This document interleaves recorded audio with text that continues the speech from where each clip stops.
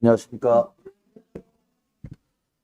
어, 원래는 김승만 형제님 말씀 시간인데 에, 바꿔서 나왔습니다. 이번 주에 제가 말씀 증거하고 다음 주에 김승만 형제님이 말씀을 증거하는 걸로 하겠습니다. 오늘 말씀은 누가복음 15장에 있는 말씀을 통해서 우리 주님께서 저희들에게 하신 말씀들을 상고하겠습니다. 누가복음 15장 신약 121페이지 전장을 읽으시고 교제를 나누겠습니다. 제가 1절을 읽고 2절부터는 형제님들께서 나눠서 읽어주시기를 부탁합니다. 모든 세리와 죄인들이 말씀을 들으러 가까이 나아오니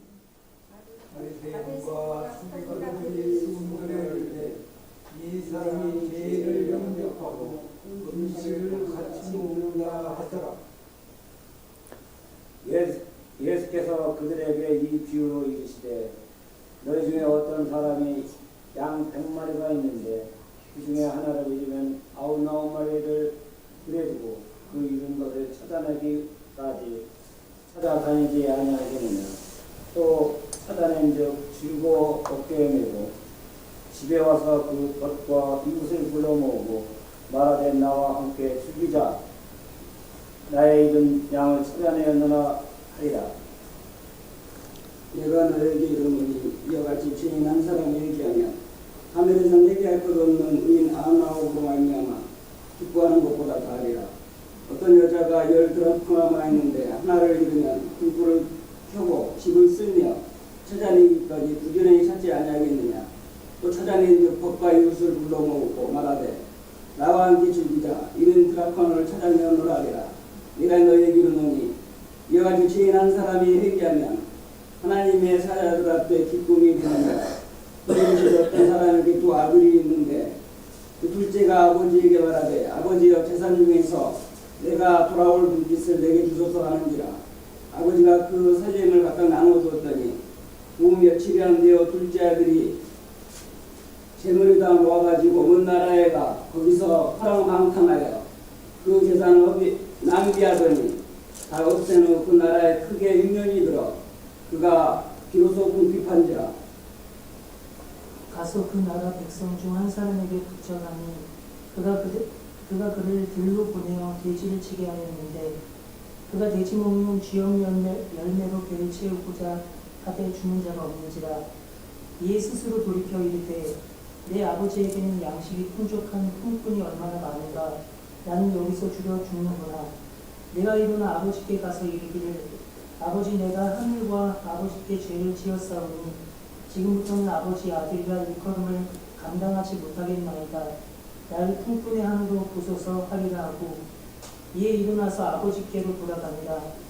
아직도 거리가 먼데 아버지가 그를 보고 치근히 여겨 달려가 목을 안고 입을 맞추니 아들이 이르되 아버지 내가 하늘과 아버지께 죄를 지었사오니 지금부터는 아버지의 아들이라 일컬음을 감당하지 못하겠나이다 하나 아버지는 종들에게 이르되 제일 좋은 옷을 여다가 입히고 손에 가락지를 띄우고 발에 신을 신기라. 그리고 살찐 송아지를 끌어다가 잡으라. 우리가 먹고 즐기자. 내 아들은 죽었다가 다시 살아났으며 내가 잃었다가 다시 얻었노라 하니 그들이 즐거워하더라.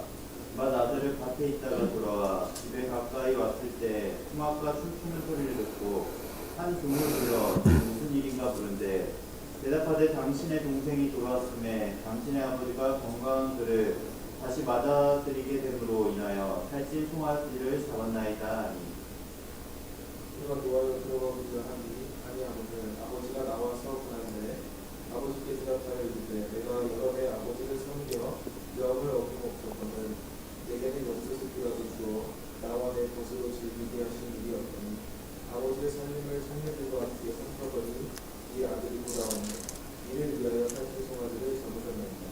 아버지가 이르되 예 너는 항상 나와 함께 있으니 내 것이 다 내 것이로되 이 내 동생은 죽었다가 살아났으며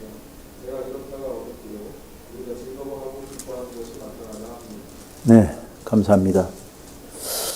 우리가 잘 아시는 말씀입니다마는 누가복음 15장 전장을 함께 읽어봤습니다.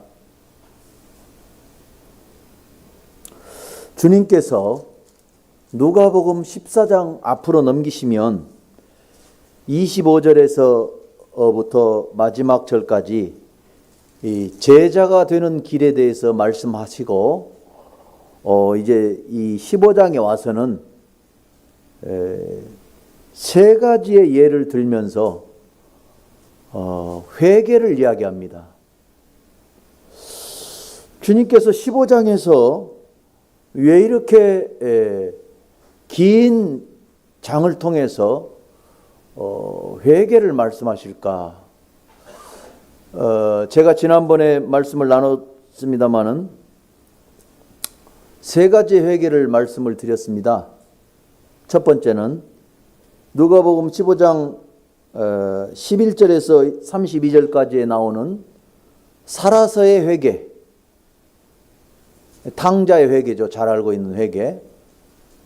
두 번째, 뒤에 가보면 불꽃 가운데서 고민하나이다 하고 회개한다고 나오는 부자의 회개가 나옵니다. 이것은 죽어서 회개. 세 번째는 예수님이 이 골고다의 언덕에서 십자가에 달리실 때 한편의 강도는 예수님을 죽을 때까지 비난했습니다. 그랬는데 한편의 강도는 예수여 당신의 나라가 임하실 때 나를 조금 기억해달라고 기도합니다. 그래서 극적인 회개라고 제가 명명을 했습니다.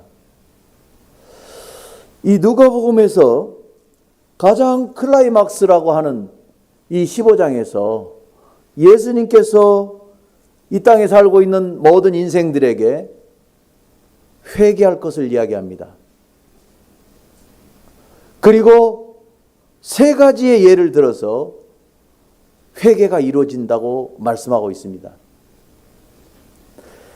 오늘날 많은 사람들이 기성교회에 가보면 또 유튜브를 통해서든지 아니면 매스메디아를 통해서든지 많은 설교를 들어보면 회개에 대해서 이야기하지 않습니다. 또 지옥에 대해서 이야기하지 않습니다. 그리고 예수님을 영접하면 구원받는다고 얘기하고 있습니다. 물론 틀린 이야기는 아니죠. 그러나 제가 책자를 보면서 이 누가복음을 쭉 묵상하면서 누가복음을 해설하고 있는 많은 기록자들이 오늘날 이 회개에 대해서 회개를 원하지 아니하는 복음, 회개가 없는 복음, 인정해주는 복음, 이거에 대해서 통탄을 하고 있더라고요. 많은 사람들이 구원받았다고 하는데 교회에 출석하지 않고 거듭남의 흔적이 없어요. 그리고 예수님을 사랑하는 그런 자세가 없어요. 그것은 어디에서 나올까? 말씀을 가까이 하지 않는 것도 문제지만 이 말씀 속에서 비춰지는 정말 예수님께서 말씀하시는 그 진정한 말씀 속으로 그들이 들어가고 있지 않다는 것입니다. 마태복음 여기에 손을 넣으시고 마태복음 18장을 읽어보겠습니다. 18장 8절에 보면 예수님께서 간곡하게 말씀하십니다. 18장 8절에 만일 내 손이나 내 발이 너를 범죄하게 하거든 찍어버리라. 장애인이나 다리 저는 자로 영생에 들어가는 것이 두 손과 두 발을 가지고 영원한 불에 던져지는 것보다 나으니라. 만일 내 눈이 너를 범죄하게 하거든 빼어내어버리라.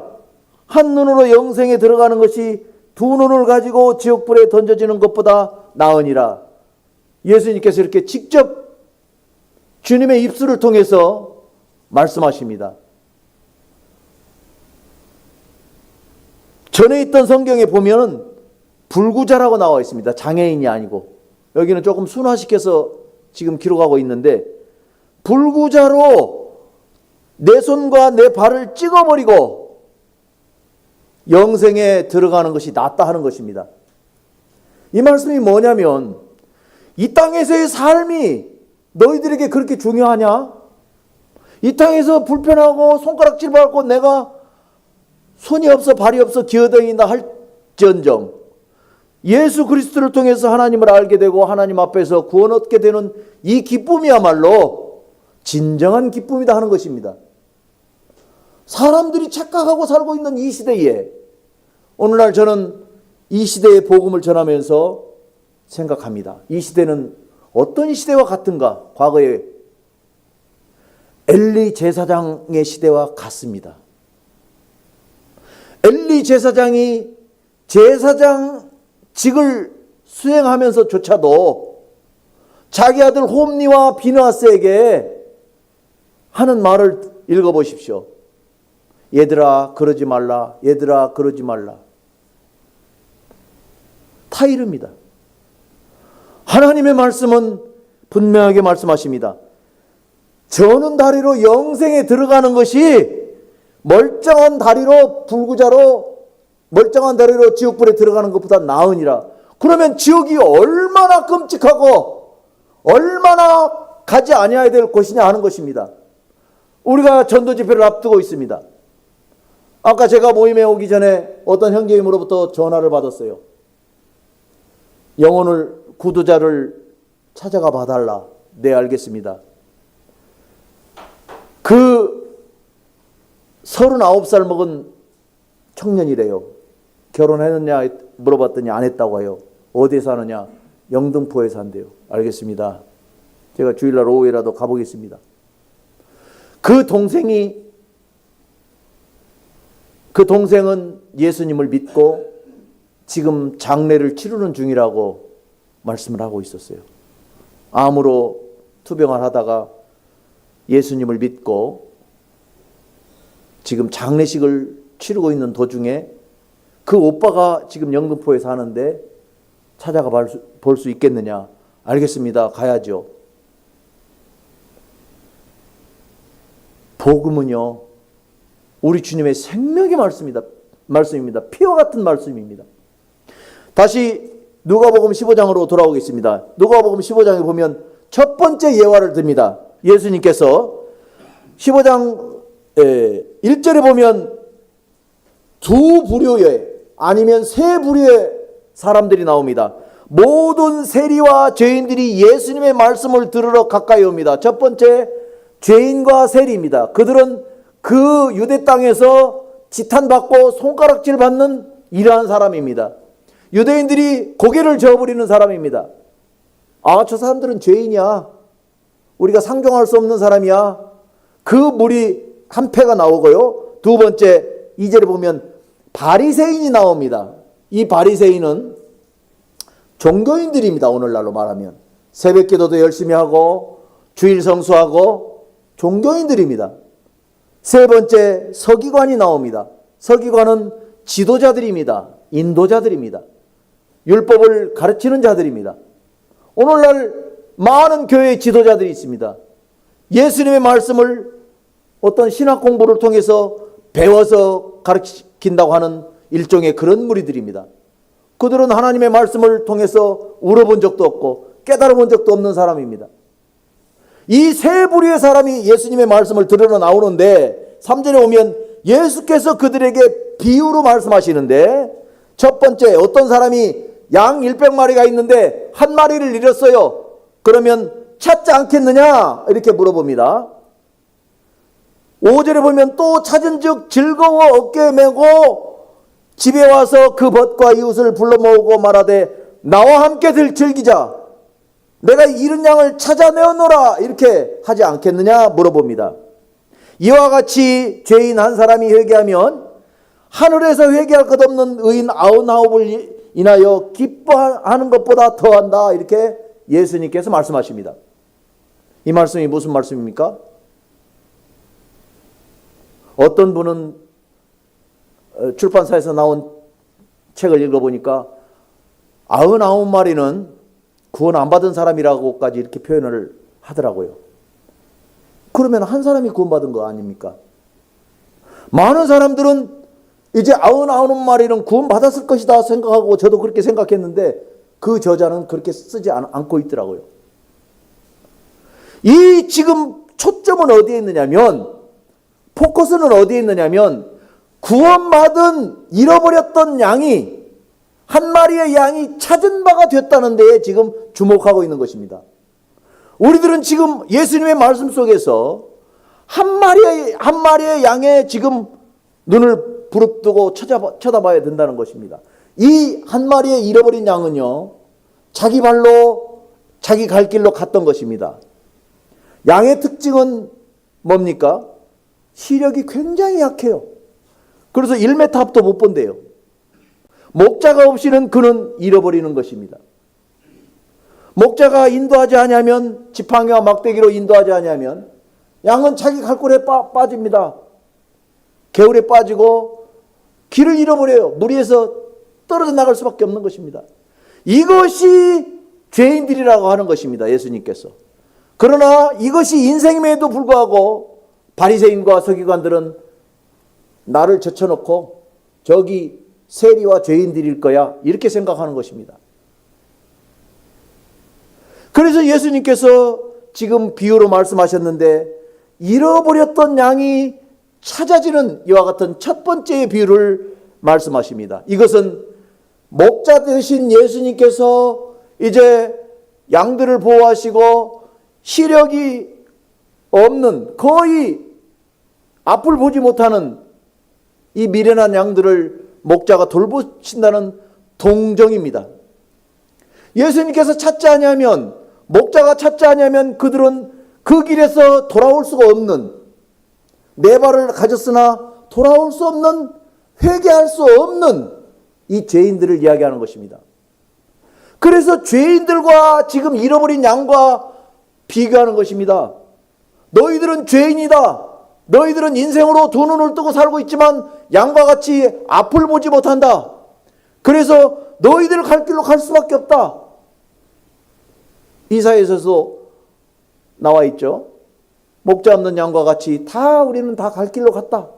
선지자 이사야는 이렇게 기록하고 있는 것입니다. 여기서 왜 다른 돼지나 소나 개로 비유하지 않고 양으로 했겠습니까? 시력이 약하기 때문에 잃어버릴 수밖에 없는 죄인들이다. 우리는 눈을 떴으나 영적으로 눈이 감겨져 있는 사람들이기 때문에 예수님을 통해서 하나님의 말씀을 듣지 아니하면 하늘나라를 볼 수도 없고 갈 수도 없는 죄인들이다 하는 것입니다. 그래서 이 죄인들이 예수님을 보고 믿고 우리 주님을 영접해서 돌아오면 기쁨과 즐거움으로 잔치가 일어난다는 것입니다. 이것이 예수님의 첫 번째 비유입니다. 두 번째, 8절에 나옵니다. 어떤 여자가 10드라크마가 있는데 하나를 잃으면 등불을 켜고 집을 쓸며 찾아내기까지 부지런히 찾지 아니하겠느냐? 우리 주님께서 물어보십니다. 여러분, 이 드라크마는요, 굉장히 비싼 거래요. 그리고 귀한 것이라고 합니다. 이 드라크마는 이 가이사의 얼굴이 새겨져 있는 은화라고 합니다. 그래서 어떤 여자가 이 은화를 잃었을 때 뭐를 이야기합니까? 가치를 잃어버린 것입니다. 돈은 가치를 상징합니다. 제가 10,000원을 주고 편의점에서 뭘 사면 10,000원어치 물건을 살 수 있습니다. 돈을 안 주면 살 수 없어요. 네가 이 물건을 가지고 가려고 하면 그만큼 대가를 치러라 하는 것입니다. 여기에서 예수님께서 가치 없는 인생을 가치 있는 인생으로 보고 있다는 것입니다. 너희들이 지금 죄인이나 죄에서 돌이키면 너희는 천국의 아들들로 변화가 된다. 가치를 이야기하고 있어요. 우리가 지금 우리 교회도 가장 어린애가 누구입니까? 최유주라는 어린아이죠. 어린아이가 오면은 우리가 얼마나 예뻐합니까? 그 애가 비록 말도 못하고 엄마의 젖을 먹고 우유를 먹지만 우리는 그 애를 볼 때 굉장한 가치를 느끼는 것입니다. 예수님께서도 이렇게 보고 계신다는 것입니다. 이 잃어버린 한 드라크마는 발도 없어요. 다시 돌아올 수도 없어요. 동전을 잃어버리면 그 자리에 있는 것입니다. 누군가 찾아줘야 되는, 자기가 적극적으로 할 수 없는 죄인인 것입니다. 그래서 하나님께서 이 땅에 오신 것입니다. 극히 비싼 진주를 찾으면 그 가치를 삼느니라, 다른 말씀에 나와 있죠. 그래서 저는 이 말씀을 읽을 때마다 내가 그렇게 가치 있는 인생이었나? 이렇게 주님 앞에서 생각을 해봅니다. 여러 형제 자매님들이 그렇게 가치가 있었습니까? 가치가 있었다니까요. 예수님께서는 9개를 젖혀놓고 1개를 찾기까지 등불을 켜서 이렇게 찾고 찾는 여인처럼 찾으신다는 것입니다. 주님이 안 찾으시면 스스로 돌아올 수 없는 이 드라크마 동전처럼. 그래서 우리 주님께서 이와 같이 비유하고 있습니다. 그것을 찾았을 때, 오, 내가 너를 아침마다 닦고 귀하게 여기고 내 품에 있어야 되는 너 은화인데 어디 갔었느냐? 내가 잃어버렸구나. 주인은 이렇다는 것입니다. 그래서 이제 찾은즉 벗과 이웃을 불러 모으고 말하되 나와 함께 즐기자. 이것은 이제 하나님께 평범한 사람이 없고 모든 사람들이 하나님께 귀한 존재이며 이와 같이 찾는 것은 성령님의 사역과 활동을 의미하는 것이라고 분별을 하고 있습니다. 우리 주님께서 이 시대에 말씀을 주시고 성령님을 감동케 하셔서 우리 속에 하나님의 말씀을 깨닫게 한 것입니다. 이것은 놀라운 사실입니다. 우리 주님께서 온유하시고 겸손하신 주님께서 잃어버린 양을 찾아오시고 또 이제 드라크마를 찾는 것처럼 찾고 또 찾으신 그 열심을 가지고 인생들을 구원하신다는 것입니다. 그래서 회개하는 것이 1번입니다. 돌아오고자 하는 자, 그래서 구원받고자 하는 자들에게, 구원받아야 될 필요를 느끼는 자들에게 복음이 필요한 것입니다. 저는 그래서 이 영혼들을 만날 적마다 하나님의 말씀을 그들이 받고자 하는 마음이 있는가를 먼저 점검합니다. 먹기 싫은 밥은 떠먹여줘도 안 먹습니다. 그래서 이제 세 번째는 이제 우리가 잘 알고 있는 탕자의 비유가 나옵니다. 이 탕자의 비유 가운데서 11절에서 32절까지 긴 글이 이제 우리 주님께서 예화를 들고 계십니다마는 저는 이 말씀을 묵상하면서 여기에 주인공은 누군가 생각을 해봤습니다. 여기에 주인공은 누구신가? 둘째 아들이 이제 돌아왔을 때 큰아들은 기쁨이 없습니다. 드라크마를 찾았을 때 드라크마와 관계없는 사람들은 기쁨이 없습니다. 잃어버린 양을 찾았을 때 바리새인과 서기관들, 이 사람들은 기쁨이 없습니다. 즐거움이 없어요. 찾는 자, 만드신 하나님께서 인생을 만드신 하나님만이 기뻐하시는 것입니다. 하늘에서 이제 회개할 것 없는 99을 인하여서 한 마리의 어린 양을 통해서 기뻐하신다고 말씀하신 하나님께서, 예수님께서 이제 회개할 것 없는 큰아들보다는 회개하고 돌아온 아들에게 지금 송아지를 잡아서 잔치를 하고 금가락지를 끼우고 또 너는 잃었다가 다시 찾은 내 아들이라고 아버지가 그렇게 얘기하십니다. 여기에서 주인공은 누굴까요? 당연히 이제 탕자입니다마는 여기에서 우리가 볼 수 있는 것은 아버지 하나님의 진정하신 사랑입니다. 오늘도 이 엘리 제사장의 시대와 같은 이 시대에 복음을 귀하게 여기지 않는 이 시대에 살고 있으면서 통탄하고 있어요. 제 마음속에. 많은 사람들이 분주하고 바쁘고 하루를 시간을 쪼개어 살고 있습니다마는 성경을 몰라요. 성경을 가까이 하지 않으려고 해요. 예수님의 말씀을 듣기를 거부해요. 탕자와 같은 것입니다. 하나님을 잃어버리고 탕자는 어떻습니까? 아버지가 나중에 줄 재산을 나한테 주세요. 머리가 똑똑하죠. 그거를 가지고 갑니다. 그리고 자기 마음대로 자기 계획대로 신나게 써버립니다. 그리고 또 후회합니다. 내가 여기서 쥐업 열매도 떨어졌으니 이제 줄여서 죽는구나 생각을 하는 것이죠. 다시 돌아갈까? 아니야, 나에게 자존심이 있어. 예수님 믿어볼까? 아니야, 내가 엊그저께까지 우리 집안은 불교였는데. 많은 사람들이 이와 같은 헷갈림 속에 살고 있죠. 자기 자존심을 내려놔야 아버지 앞에 나와서 좋은 대접을 받음에도 불구하고 그와 같은 썩은 자존심이 지옥으로 가게 하는 것입니다. 여기에 많은 사람들이 고민하고 있는 것입니다. 제가 그랬어요. 제가 찬송가도 많이 알고 교파교회도 다니고 그랬어요. 제가 제 자신을 돌아볼 때 내가 예수님 믿었다 하면 사람들이 너 같은 사람이 무슨 예수님을 믿어 이런 소리를 들을 것도 같고 자존심이 허락지 않았어요.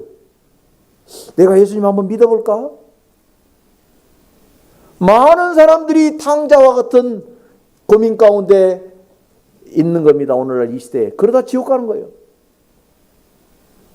예수님은 아까 읽었던 마태복음 18장 8절에서 네 손이 죄를 범하거든 찍어버리고 네 발이 죄를 범하거든 찍어버리고 불구덩이에 가지 말라 이렇게 말씀하시죠. 사람들은 이제 탕자에 돌아오는 것을 보고 그 아버지의 명령을 따라서 송아지를 잡습니다. 금가락지를 가지고 와라 끼워줍니다. 이 즐거움 잔치 가운데 참여하지 못하는 사람이 있다면 큰아들인 것입니다. 그는 예수님을 이렇게 흘겨보고 또 예수님 앞에서 예수님께 무슨 책 잡을 것이 없는가 바라봤던 바리새인과 서기관과 같은 역할을 하고 있는 것입니다. 예수님께서 이렇게 말씀하시는 거예요. 예수님을 믿기 위해서는 사람들이 마음이 솔직해져야 되고 예수님을 믿기 위해서는 사람들의 마음이 깨끗해져야 되는 것입니다. 저는 그래서 이 누가복음 15장의 말씀을 한 달 동안 제 가슴속에 품고 있으면서 주님, 이 잔치 소리와 종의 이야기들과 큰아들의 분개함과 아버지를 원망하는 큰아들과 또 탕자가 하나님 앞에서 아버지 앞에 회개하는 이와 같은 모든 일들을 통해서 제 자신을 돌아보고 오늘날 영혼들을 또 돌아보고 내가 어떻게 그런 분들에게 다가갈까 이런 생각들을 많이 해봤습니다.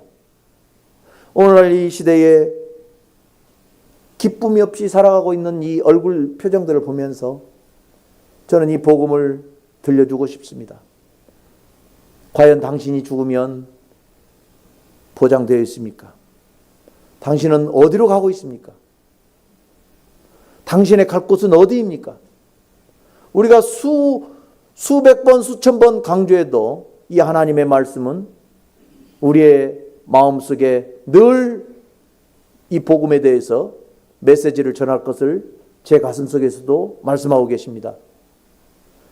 이제 여기에서도 뒤에 한 장 넘기면 16장에서도 실제 사건을 우리 주님께서 얘기합니다. 한 부자와 거지 나사로에 대해서 얘기합니다.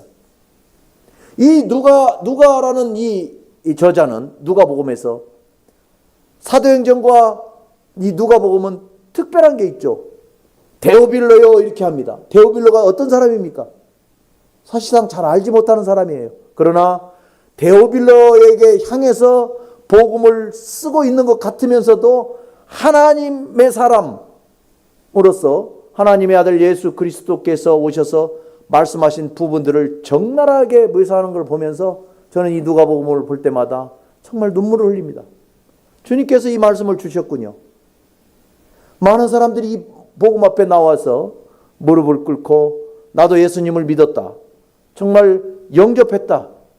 하는 이와 같은 고백을 정말 듣고 싶습니다. 이것이 정말 우리들에게 활기가 아닙니까? 이것이 오늘날 이 모든 사람들에게 복음이 아닙니까?